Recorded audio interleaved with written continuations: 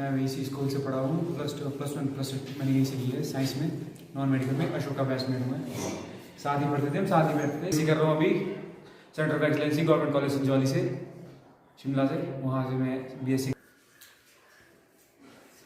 Science में maths को छोड़ के साइंस की हर फील्ड में हूँ। मेडिकल में, बायो में है, मेडिसिन में, फिजिक्स में, केमिस्ट्री में है।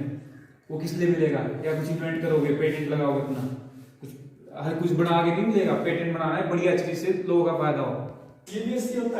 ये बोर्ड तेरा सवाल तेरे को समझ इसलिए है जो तुम पढ़ रहे हैं ना PW में, वो ऐसे बोर्ड में क्या कराते हो, वो चलता है बोर्ड। ये है बोर्ड है, तो ये होता है बोर्ड। अब साइंस में चाहिए तो 85 के आसपास आपको परसेंटेज चाहिए बोर्ड में, SP बोर्ड, तब आपको वहाँ पे सीट मिलेगी। कोटशेरा है वो भी वैसा ही, RKM भी वहाँ पे मेरिट बेस्ड है वो तीनों। अगर आगे जाना है, BSc करनी है, BSc के बाद B.Ed करनी है, MA करनी है, MSc करनी है। ये कारण है, पढ़ाई करते रहो। जैसे इसने बताया, क्यूरियोसिटी रखो साइंस स्टूडेंट को। तुम्हारे को ये होना चाहिए कि इसको बोलते पागल होना चाहिए, और कुछ करेगा वो एक बात भी लेना बहुत बड़ी बात है।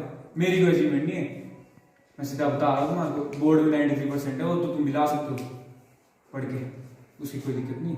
पढ़ना पड़ेगा, सीधी बात है। अभी इसने बताया मैंने PW ज्वाइन किया, 6 महीने मैंने कॉपियां भरे, रजिस्टर भरे। रजिस्टर भरने से कुछ नहीं होगा, फायदा वो है शॉर्ट नोट्स। इसने बताया कि शॉर्ट नोट्स क्या होते हैं, कितने पेज होने, 200 पेज होने इसके। 200 पेज का तुम सारा जिसको 30 पेज में लिख के निकालोगे, तुम्हारा टॉपिक क्लियर है, तुम्हारे से कोई टॉपिक साइड नहीं होगा। कि तुम लोग कुछ भी पढ़ते हो ना, उसके पीछे का कारण क्या है वो जानने की कोशिश किया करो। साइंस इसी का काम है। किसी साइंस ना बाकी से डिफरेंशिएट इसीलिए होता है क्योंकि यहाँ पे क्या होता है, हम लोग लॉजिक पढ़ते हैं, कुछ भी पढ़ते हैं, उसके पीछे का कारण जानने की भी कोशिश करते हैं। डायरेक्ट साइंस पूरा GOC पे ही बेस्ड होता है। GOC नहीं आती, ऑर्गेनिक नहीं आएगी, समझ रट लोगे तुम। ये जो रिएक्शन है, मैंने एक और चीज बताई थी, तो 11th वालों के लिए आएगा बेसिकली, तो ग्राफ। हाँ, ये 11th वालों के लिए, तो 12th वाले भी इसको कोरिलेट कर सकते हैं। जब आप लोग 11th में थे तो क्या होता था स्टार्टिंग में, आप पढ़ते थे एक चीज। अभी मतलब 12th में भी ज्यादा लेट नहीं है। ये सोचो कि 12th का रिजल्ट आने से पहले मतलब हमने सोच के रखना कुछ होता है। क्या है बेसिकली 9th से सीधे 10th में आ गए, कुछ पता नहीं कौन सी ब्रांच होती, लोगों ने बोल दिया आर्ट्स रख लो, कॉमर्स रख लो, साइंस रख लो, रख दिया, ठीक है। अब तुम 12th पास आउट होंगे और तुम्हें कुछ पता नहीं, खुद कुछ सोचा नहीं कि क्या करना है। बाद में लोग बोलेंगे ITI कर लो, ये कर लो, वो कर लो, B.Ed कर लो। बेसिकली कोई सी लाइन पूरी नहीं होती, बट अगर आपने कुछ प्लान नहीं किया ना उस लाइन में तो भूलोगे उस लाइन में।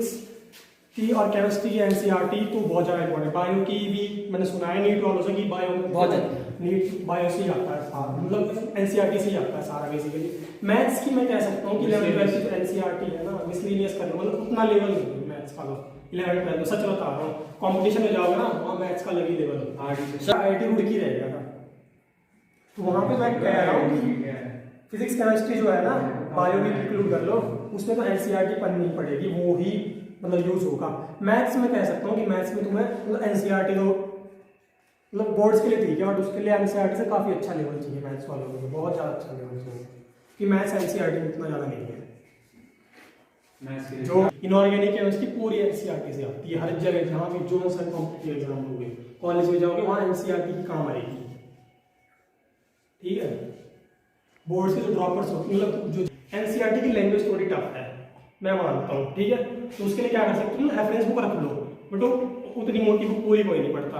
अगर NCERT से कुछ समझ नहीं आ रहा, सेम टॉपिक मान लो, वहाँ लैंग्वेज थोड़ी ईजी होगी, वहाँ से पढ़ लो, इसलिए रखी जाती है रेफरेंस बुक, ठीक है।